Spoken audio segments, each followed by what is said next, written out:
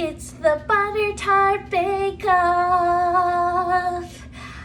Julie Van Rosendahl told me that across Canada today, everyone is baking butter tarts, which is amazing because they're delicious, and normally I only have them around Christmas, but now I can eat them right now. So that's amazing. Well, not right now, in a few minutes.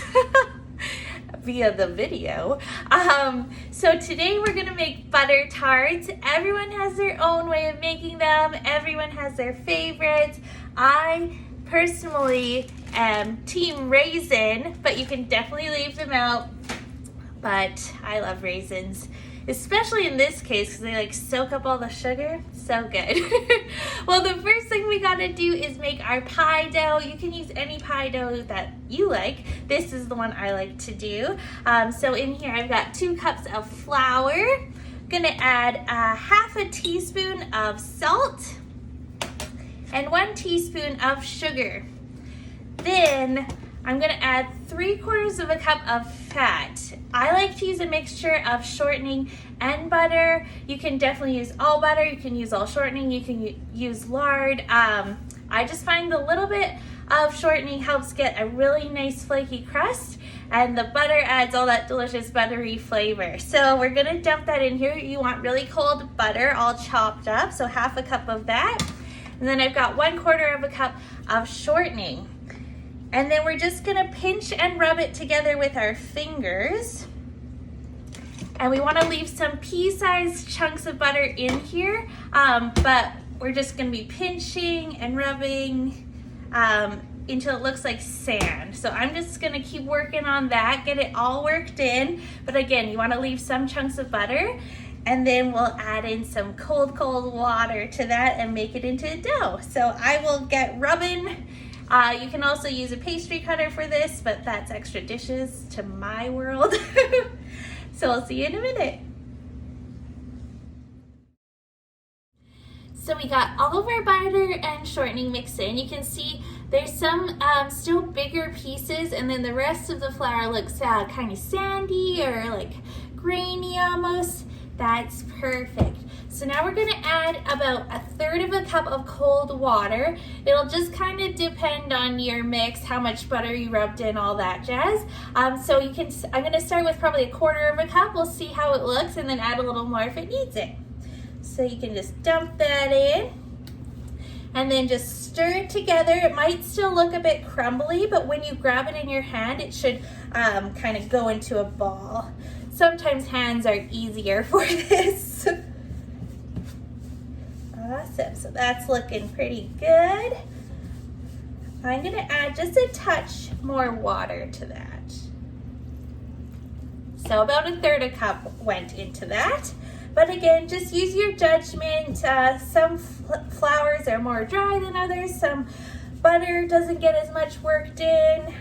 All that jazz. Perfect. Ooh. So I'm just gonna dump this on my counter, work it into a ball, and then I'll saran wrap it in a flat little patty. And then we'll be ready to roll it out after it chills. It's gonna need to chill probably about 30 minutes in the fridge, just till it relaxes and cools down a little bit.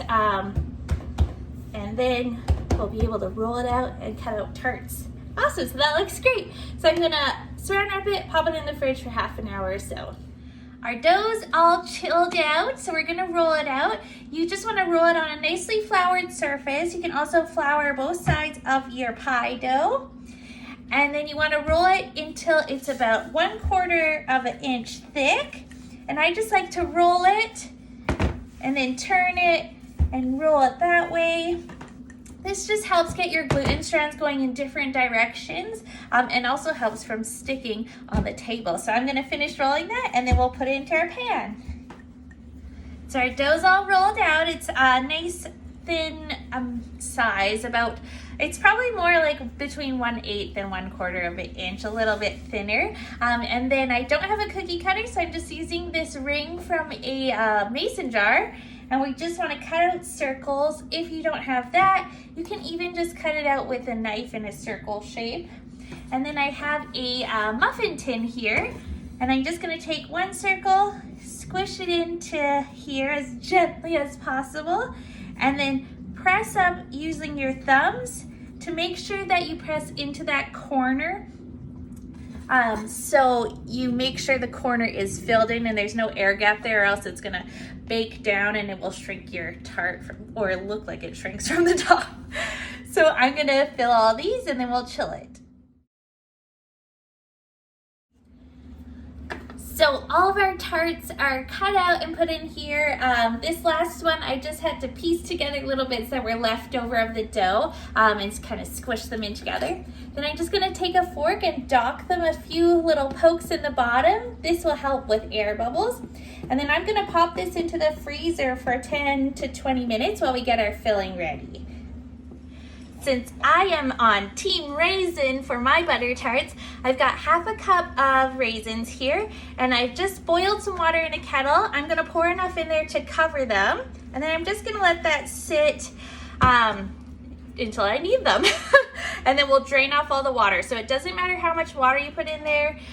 This is just gonna help make the raisins nice and soft, and then we'll drain it all off before we put them in the butter tart. So I'm just gonna set that to the side. I've just drained off my raisins and kind of squeezed them out so there wasn't any extra moisture in there. And then I'm gonna toss them with 1 teaspoon of dark rum just to jazz things up here. But you can leave that out. You can also just leave out the raisins. Or if you don't want to do this step, just put them in straight from the bag into your butter tarts. Now for our filling, I have in here half a cup of brown sugar. Then we got half a cup of corn syrup. Okay. Then you want to add 1 teaspoon of vanilla. I just have artificial vanilla, and honestly, I kind of prefer that flavor in butter tarts, but up to you. You can use regular, you can use it out if you don't have it as well. Got a 1/4 cup of melted butter, a 1/4 teaspoon of salt, and then 1 egg. And then we just want to stir this all together.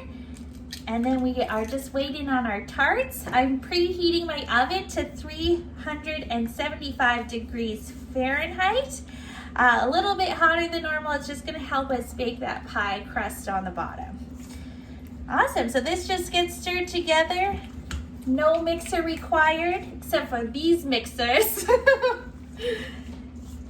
All right, so I'm just waiting on that step and we'll get them portioned out. So our tarts are all chilled.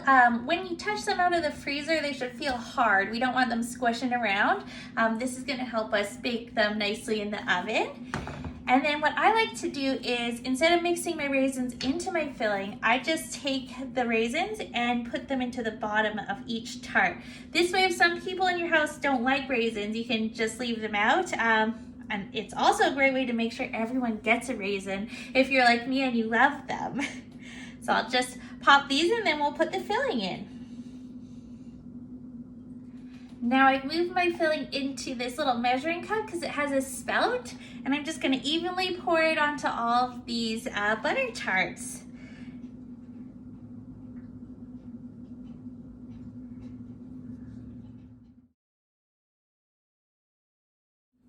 These are all filled, so we're gonna pop them straight into a preheated 375 degree oven. 15 to 20 minutes. We want them to be lightly golden and all bubbly. Our butter tarts are all baked, so you can see they're just bubbling up with gooiness, which is perfect. And I'm just gonna let these cool for a little bit and then we'll dig in. The hardest part of making butter tarts is waiting for them to be cool enough to get out of the pan. But I got one out. You can see here, it's all gooey and delicious in the middle, all that delicious flaky pastry on the outside. So delicious. Well, thanks for joining me. I hope all of you guys are also doing the butter tart bake off today, and I can't wait to see all of your creations. Bye.